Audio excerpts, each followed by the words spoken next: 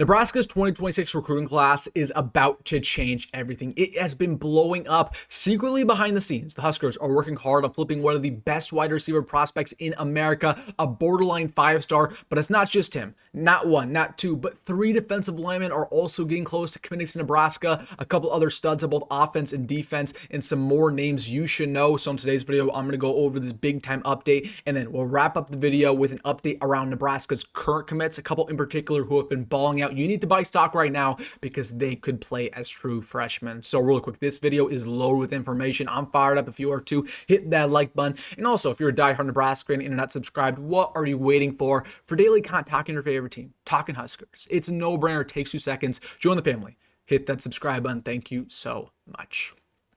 But without further ado, we have a lot to talk about. As of right now, if you look on any single recruiting site, Nebraska has the worst rated 2026 recruiting class in the Big Ten. And it's not even particularly close, with only 12 total commits. However, that is about to change very quickly. The Huskers are working hard behind the scenes on flipping multiple 4-stars on both offense and defense before sign day. And I want to get things started with by far the biggest concern in this recruiting class for Nebraska. You already know what this is. By far the defensive line.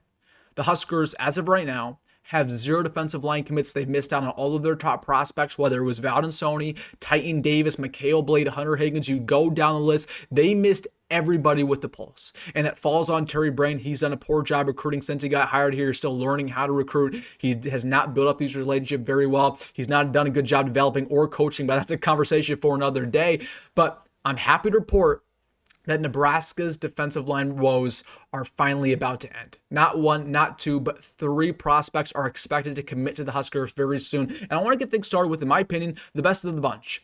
A 4-star edge rusher coming out of North Carolina, none other than Demond Lewis. Now, he's not a 4-star according to 24/7, but he's a 4-star according to a couple other sites. And if you watch his film, he should be a 4-star because he's a stud. He's somebody who jumps off the line of scrimmage with great speed, great explosiveness, great swim move. He knows how to get to the quarterback. He's a pure pass rusher. He has positional versatility. He can play 5-tech, 3-tech. Heck, he can even play jack. I'm incredibly high on Demond Lewis, and he's a late bloomer. He's been blowing up recently, been picking up offers all over in America. Florida State's involved, NC State's involved, a couple other schools from both the East Coast and the West Coast. So Demond Lewis, he's somebody that, if he bloomed a little bit earlier, maybe his sophomore year, junior year, he'd be a big-time 4-star recruit, potentially a borderline 5-star. That's how good he is. That's how high I am on him. Now, Nebraska, we only offered him a couple weeks ago, but we've done a really good job building that relationship overnight, and I'm happy to report that Demond Lewis will be in town this week to visit Nebraska versus Northwestern. And also should be mentioned that his brother is Damian Lewis,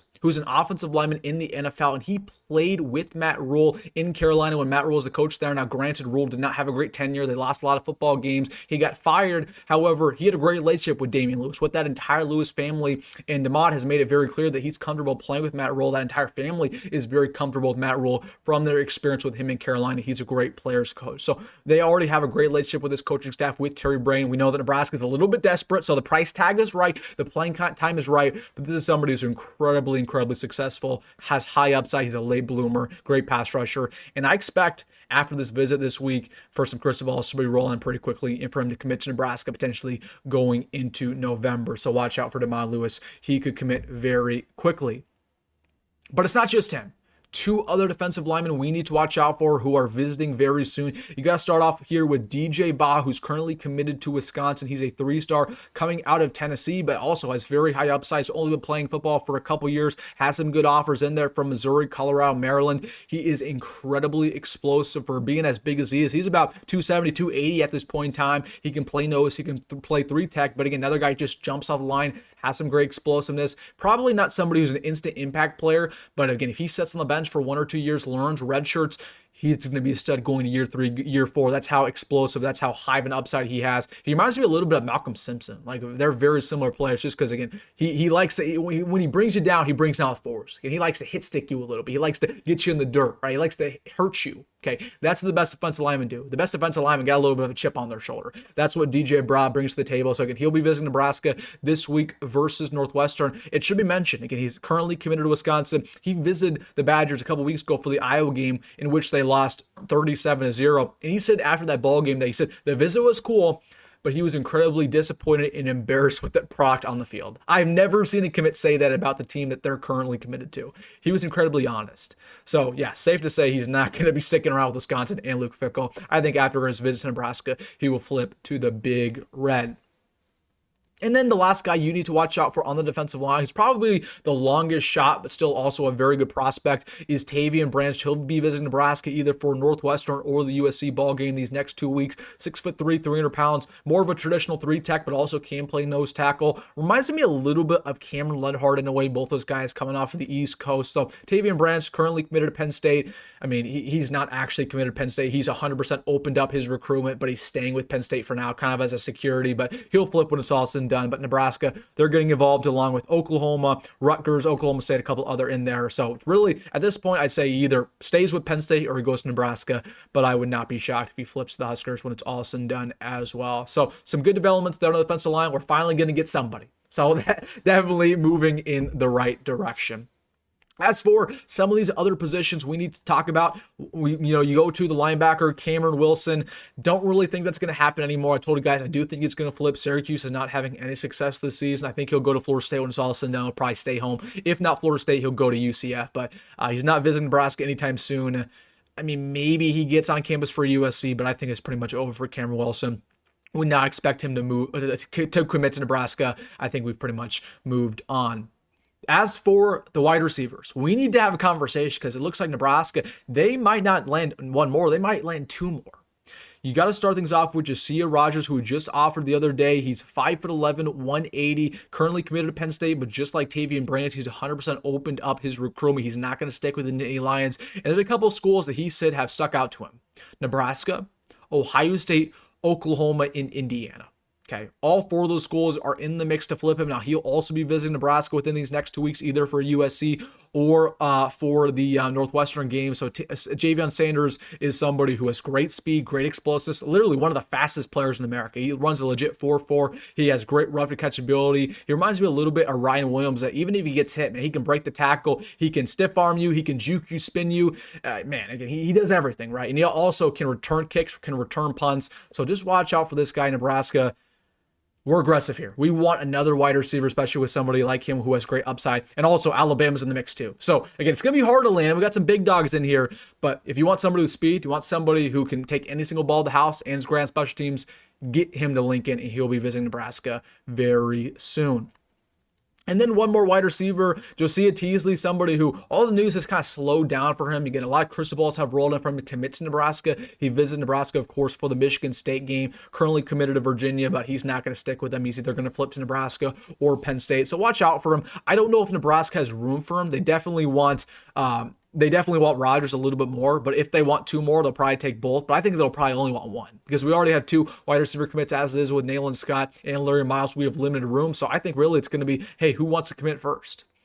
Okay, so if Teasley wants to commit right now and Rodgers wants to go on all these visits and potentially go to Ohio State, Alabama, we might say, you know what, it's unlikely we're going to get Rodgers. We'll just have Teasley commit. Or if Rodgers says, you know what, I want to commit to Nebraska, we'll take Rodgers and we will say, hey, Teasley, you can't come here. It's off the table. So we'll just see there. But Teasley, somebody who's also been blowing up. I know he's a low 3-star, but 6'5", also has some speed to him. He should be almost a borderline 4-star prospect with the way he's playing in his senior season. So some good news around the wide receivers.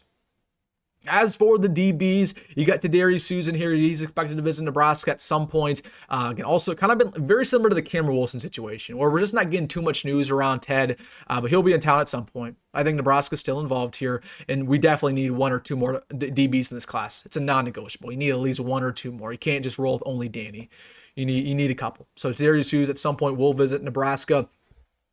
Jacob Eberhardt is somebody I also want to put back on your radar. Real recruiting junkies who watch this channel consistently, we remember this name. Of course, Nebraska was in the mix during the summer, along with Oklahoma and Illinois. He committed to Illinois pretty much out of the blue last second, but he is not 100% committed to Illinois. He's interested in potentially going back to Oklahoma, going back to Nebraska. So again, he's not opened up his recruitment, but just watch out for this name, somebody who could flip when it's all said and done. He's 6'3", 200 pounds, reminds me a lot of Jeremiah Jones with his positional versatility.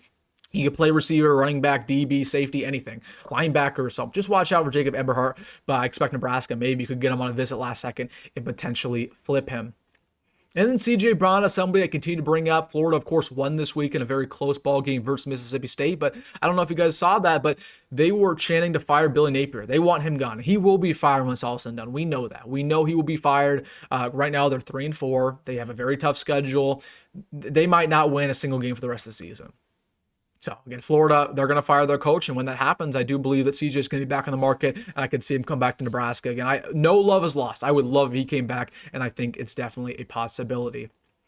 And then going on to some current commits that we need to buy stock on right now because some of these guys have been balling out. Danny Odem, look at his recruiting ranking right now. He's a top 80 player in America. I don't think that does him justice. He should be a 5-star with the way he's played. We reported not a couple weeks ago that he had 3 interceptions in one game. He just had 2 interceptions last Friday night. I'll show you these clips right now. They're just posted by Tim Verghese. The first one here, look at the adjustment to get to this catch. Just goes up and gets it. He looks like a wide receiver with that adjustment. Danny Odom's a stud. So that was the first pick. Here's the second pick for Danny. Another one. Again, just great instincts. He's pound for pound one of the best man coverage corners in America. I'm at the point in Danny where it doesn't even matter if he's ranked a 5-star. We know how good he is. I think Danny Odom's going to be a starter for Nebraska year 1. I'm at that point with him. That's how good he is. With how open the secondary is going to be next year, we're losing pretty much all of our top players. Andrew Marshall, Sear Wright, Sean Singleton. You go down the list. Danny Odem could very well start as a true freshman. That's how good he is. Really. So buy stock on that young man because he has been balling out. Claude Mapuma's also having a really good season. Want to report on him. The big question around Claude was how developed was he going to be going into his senior year? Because he's still learning how to play football, right? Of course, all the traits are there. He's 6'7", great long arms, he's 300 pounds. But man, oh man, he took a huge jump. He's been dominant. We're at the point with Claude where he also could be in the mix as a true freshman very early on, or at least going into his second year. So very positive development. We have some nice offensive linemen coming in, whether it's Claude, whether it's, and we got Hayden Ainsworth, who I really like. Leon Noyle's having a good year. So some solid offensive linemen who might be in the mix from the very get-go. Jamal Rule's also having a good season. I'm impressed with his stat line. He's dealt with injury from time to time, but he's somebody, whenever he's on the field, he's a little bit like Emmett Johnson. Okay, he was overlooked throughout the entire recruiting process. He has a great mindset, great mentality. He's literally like Emmett Johnson 2.0. I think they're very comparable. So Jamal Rule having a good year. And then as for the rest of our commits, Nayland Scott is out for the entire season. Larry Morris has been playing well. Luke Sorensen, I think he'll be in the mix as a true freshman. I like Leon Noyle, just about him adding weight as soon as possible. And then the guys at the bottom of the class, I don't really love the bottom of the class. Again, Jace Reynolds is a developmental linebacker. He'll probably never play here, to be honest with you. Dane Raiola, we kind of know he won't play. Rex Waterman, he'll take a lot of time. It'll probably take 3 or 4 years to actually play here. But other than that, I think the class has some really solid players. But obviously, we need to end strong and then focus on 2027. So, all right, guys, let me know your thoughts down below about everything. Let me know in the comment section. Hey, if you made this far in the video, you know what to do. Hit that like button and subscribe. As always, folks, go be great, go Met Roll, and I'll see you in the next one.